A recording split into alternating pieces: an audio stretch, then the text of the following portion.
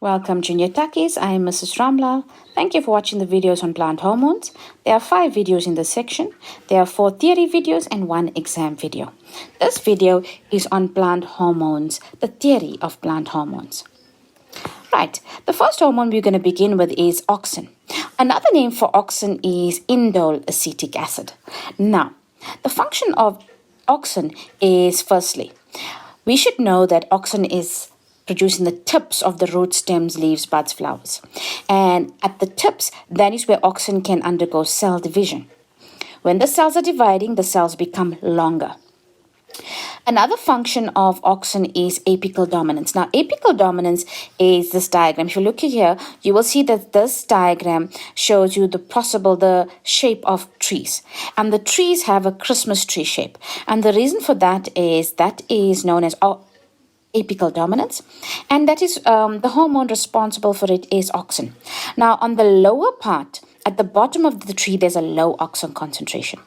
And the low auxin concentration will promote lateral buds forming. And lateral buds give rise to lateral branches, which are the side branches.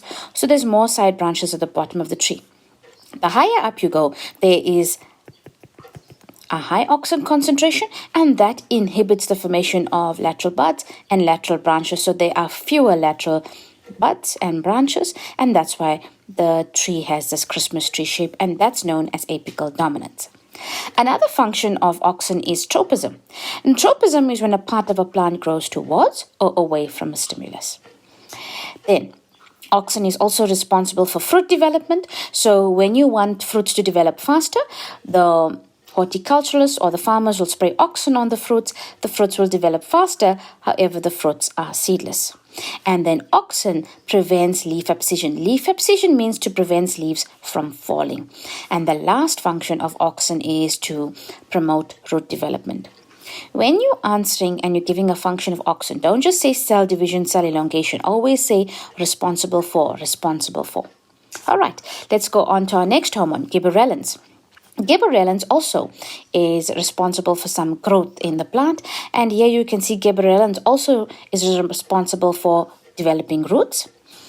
This diagram here shows you the node on the plant, and the distance between the 2 nodes is the internode.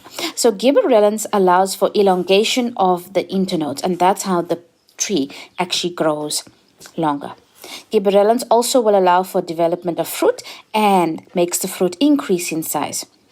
Gibberellins also is responsible for flower development as well as very important germination of seeds. And to let you know, gibberellins is also produced in the tips of stems, seeds, and roots. And the last hormone is abscisic acid.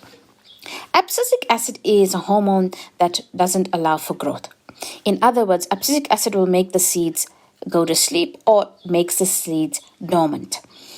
Also allows for the apical buds to become dormant.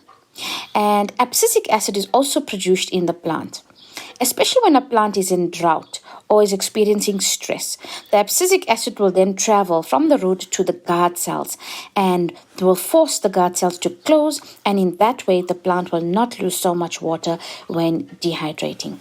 And then abscisic acid is the hormone that promotes the leaves to fall. Okay, thank you for joining me and watching the plant hormone theory, or join me and watch all my other videos as well.